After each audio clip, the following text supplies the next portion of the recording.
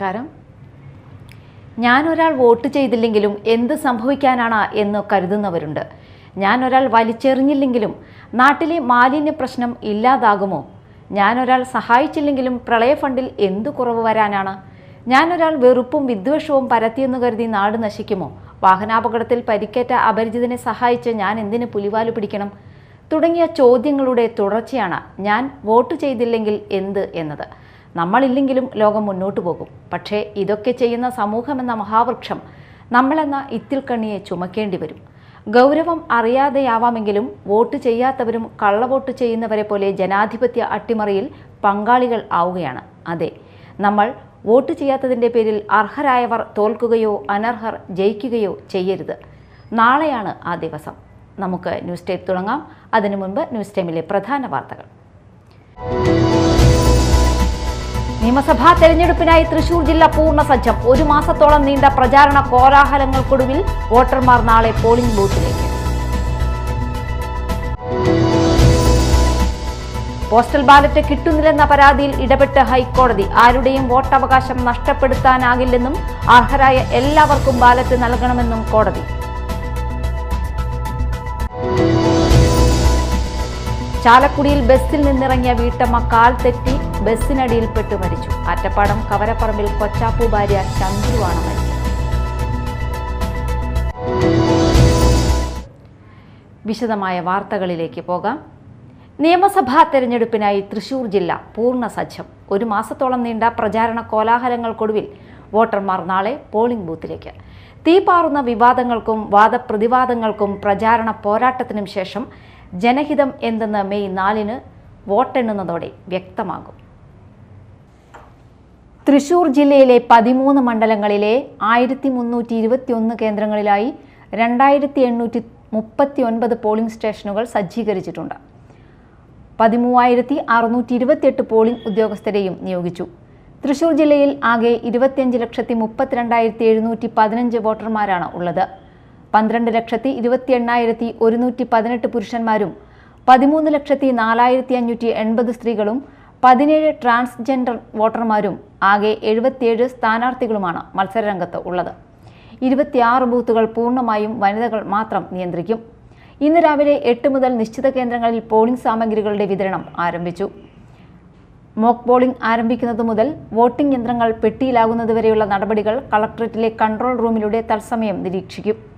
തെരഞ്ഞെടുപ്പ് പ്രവർത്തനങ്ങൾ നിരീക്ഷിക്കാനായി തെരഞ്ഞെടുപ്പ് കമ്മീഷൻ പൊതുനിരീക്ഷകർ, ചെലവ് നിരീക്ഷകർ, പോലീസ് നിരീക്ഷകൻ എന്നിവരെ നിയോഗിച്ചിട്ടുണ്ട്. വോട്ട് ചെയ്യുന്നതിന് ഫോട്ടോ പതിച്ച വോട്ടർ തിരിച്ചറിയൽ കാർഡാണ് പ്രധാന രേഖ. ഇത് ഹാജരാക്കാൻ കഴിയാത്തവർക്ക് ആധാർ കാർഡ്, തൊഴിലുറപ്പ് കാർഡ്, ഫോട്ടോയുള്ള bank, post office passbook, driving licence, PAN card, Indian passport, photo പതിച്ച പെൻഷൻ രേഖ തുടങ്ങി കമ്മീഷൻ അംഗീകരിച്ച മറ്റു രേഖകളും ഉപയോഗിക്കാം. വോട്ടർമാർക്കും ഏജന്റുമാർക്കും പോളിംഗ് ബൂത്തിനുള്ളിൽ മൊബൈൽ ഫോൺ കൊണ്ടുപോകാൻ അനുവാദമില്ല. Media time Thrissur. Postal ballot കിട്ടുന്നില്ലെന്ന പരാതിയിൽ ഇടപെട്ട് ഹൈക്കോടതി. ആരുടെയും വോട്ടവകാശം നഷ്ടപ്പെടുത്താനാകില്ലെന്നും അർഹരായ എല്ലാവർക്കും ബാലറ്റ് നൽകണമെന്നും കോടതി വ്യക്തമാക്കി. തെരഞ്ഞെടുപ്പ് ഡ്യൂട്ടിയിൽ ഉള്ളവർക്ക് പോസ്റ്റൽ ബാലറ്റ് കിട്ടുന്നുണ്ടെന്ന് ഉറപ്പാക്കണമെന്ന് ഹൈക്കോടതി തെരഞ്ഞെടുപ്പ് കമ്മീഷന് നിർദ്ദേശം നൽകി. തെരഞ്ഞെടുപ്പ് ഡ്യൂട്ടിയിലുള്ള ഉദ്യോഗസ്ഥർക്ക് പോസ്റ്റൽ ബാലറ്റ് ഉച്ചയ്ക്ക് 2-നകം നൽകണം എന്നാണ് കോടതി നിർദ്ദേശിച്ചിരിക്കുന്നത്. പോസ്റ്റൽ ബാലറ്റ് നൽകിയ വിവരം 3:30-ക്ക് തെരഞ്ഞെടുപ്പ് കമ്മീഷൻ കോടതിയെ അറിയിക്കണം. വോട്ടവകാശം നിഷേധിക്കാനാവില്ലെന്ന് കോടതി വ്യക്തമാക്കി. NGO യൂണിയന്റെ ഹർജി പരിഗണിച്ചാണ് ജസ്റ്റിസ് ബെച്ചു കുര്യൻ തോമസിന്റെ ഉത്തരവ്. തെരഞ്ഞെടുപ്പ് ചുമതലയുള്ള ഉദ്യോഗസ്ഥർക്ക് പോസ്റ്റൽ ബാലറ്റ് കിട്ടേണ്ട അവസാന ദിവസം ഇന്നാണ്. നേരത്തെ അപേക്ഷ നൽകിയിട്ടും വോട്ട് ചെയ്യാനെത്തിയ പല ഉദ്യോഗസ്ഥർക്കും ബാലറ്റ് പേപ്പർ ലഭിച്ചില്ലെന്ന പരാതി ഉയർന്നിരുന്നു. ചാലക്കുടിയിൽ ബസ്സിൽ നിന്നിറങ്ങിയ വീട്ടമ്മ കാൽ തെറ്റി ബസ്സിനടിയിൽപ്പെട്ട് മരിച്ചു. ആറ്റപ്പാടം കവരപ്പറമ്പിൽ കൊച്ചാപ്പു ഭാര്യ 65 വയസ്സുള്ള ചന്ദ്രുവാണ് മരിച്ചത്. ചൊവ്വാഴ്ച ഉച്ചതിരിഞ്ഞ് 2 മണിയോടെ ദേശീയപാത കൊരട്ടി ലത്തിൻപള്ളിക്ക് സമീപമായിരുന്നു സംഭവം. കുറ്റിക്കാടുള്ള മകന്റെ വീട്ടിൽ പോയി തിരികെ വരുന്ന വഴി ചാലക്കുടിയിൽ നിന്നും ചാലക്കുടി പെരുമ്പാവൂർ റൂട്ടിലോടുന്ന സ്വകാര്യ ബസ്സിൽ കയറി ലത്തിൻപള്ളിക്ക് സമീപം പെട്രോൾ പമ്പിന് മുന്നിൽ ഇറങ്ങുമ്പോഴാണ് ബസ്സിനടിയിൽപ്പെട്ടത്. സംഭവ സ്ഥലത്ത് വെച്ച് തന്നെ മരണം സംഭവിച്ചു. കൊടുങ്ങല്ലൂർ വലിയ തമ്പുരാനായി ചിറക്കൽ കോവിലകത്തെ ചന്ദ്രമോഹനൻ രാജ സ്ഥാനമേറ്റു. വലിയ തമ്പുരാനായിരുന്ന കുഞ്ഞുണ്ണി രാജയുടെ മരണത്തെ തുടർന്നാണ് വലിയ തമ്പുരാനായി ആരൂർ നീലകണ്ഠൻ ഭട്ടതിരിപ്പാടിന്റെയും ചിറക്കൽ കോവിലകം കാവുമണ്ണി തമ്പുരാട്ടിയുടെയും മകനായ ചന്ദ്രമോഹനൻ രാജ സ്ഥാനമേറ്റത്. കേരളത്തിലെ ആദ്യത്തെ വൈഷ്ണവ ക്ഷേത്രമായ തൃക്കുലശേഖരപുരം ശ്രീകൃഷ്ണസ്വാമി ക്ഷേത്രത്തിൽ രാവിലെ 8:30-നും 9-നും മധ്യേ താമരശ്ശേരി മേക്കാട്ട് ശങ്കരൻ നമ്പൂതിരിയുടെ കാർമ്മികത്വത്തിൽ സ്ഥാനാരോഹണ ചടങ്ങുകൾ നടന്നു. Devaswom board president K Raveendran, Devaswom board അംഗങ്ങളായ KP Ajayan, KK Suresh Babu, Devaswom commissioner SR Udayakumar, Devaswom secretary P Bindu, Devaswom assistant commissioner MR Mini, Chirakkal Kovilakam Surendravarma, ക്ഷേത്രം തന്ത്രി ശങ്കരൻ നമ്പൂതിരിപ്പാട്, സത്യധർമ്മൻ അടികൾ, ദേവസ്വം ഓഫീസർ സുധീർ മേലെപ്പാട്ട് തുടങ്ങിയവർ പങ്കെടുത്തു. ക്ഷേത്രം ഭാരവാഹികളായ KS Suni, vice president KS Sivaram, NP Unnikrishnan, KK Devi, MC Girish തുടങ്ങിയവർ നേതൃത്വം നൽകി. ഇറ്റലി സ്വദേശികളായ 3-അംഗ സംഘത്തിന്റെ കല്യാണ സൗഗന്ധികം കഥകളിക്ക് ചെറുതുരുത്തി കലാതരംഗിണി സ്കൂളിൽ അരങ്ങേറ്റം കുറിച്ചു. കഥകളിയുടെ കീർത്തി വീണ്ടും കടൽ കടക്കുന്നതിന്റെ സന്തോഷത്തിലാണ് അധ്യാപകനായ കലാമണ്ഡലം ജോൺ.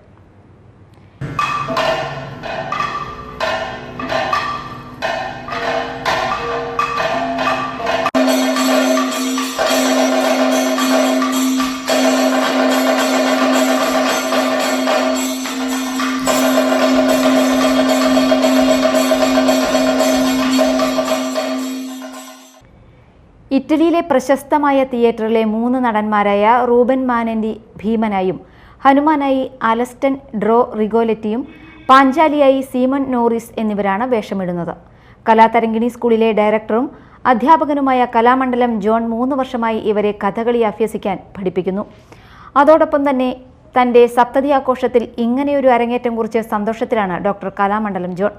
കേരള സംഗീത നാടക അക്കാദമി അംഗം അപ്പുക്കുട്ടൻ സ്വരലയം ഭദ്രദീപം കൊളുത്തി ഉദ്ഘാടനം ചെയ്തു. ഇറ്റലി സ്വദേശിയായ കാറ്ററീന സ്കോട്ടി കഥകളിയുടെ കഥ അവതരണം നടത്തി.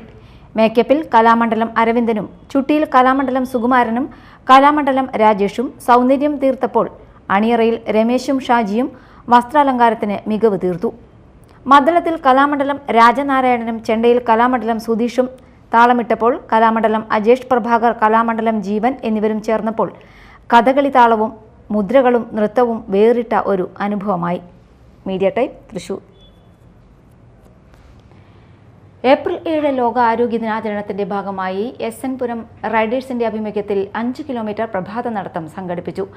നടക്കാം ആരോഗ്യത്തിലേക്ക് എന്ന പേരിൽ സംഘടിപ്പിച്ച പരിപാടി രക്ഷാധികാരി ഹരീഷ് കുമാർ ഫ്ലാഗ് ഓഫ് ചെയ്തു. ശാരീരിക ക്ഷമത നിലനിർത്തുന്നതിൽ ഇത്തരം കൂട്ടായ്മകൾ വഹിക്കുന്ന പങ്കിനെ അദ്ദേഹം പ്രശംസിച്ചു. Club president Prem C Shankar ചടങ്ങിൽ അധ്യക്ഷനായി.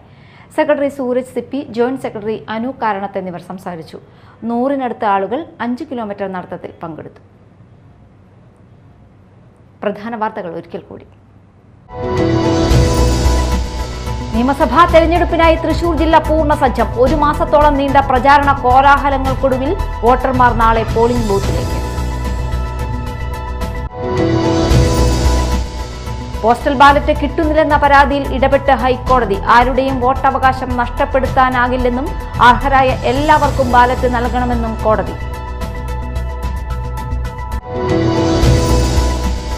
ചാലക്കുടിയിൽ ബസ്സിൽ നിന്നിറങ്ങിയ വീട്ടമ്മ കാൽ തെറ്റി ബസ്സിനടിയിൽപ്പെട്ടു മരിച്ചു. ആറ്റപ്പാടം കവരപ്പറമ്പിൽ കൊച്ചാപ്പു ഭാര്യ ചന്ദ്രുവാണ് മരിച്ചത്.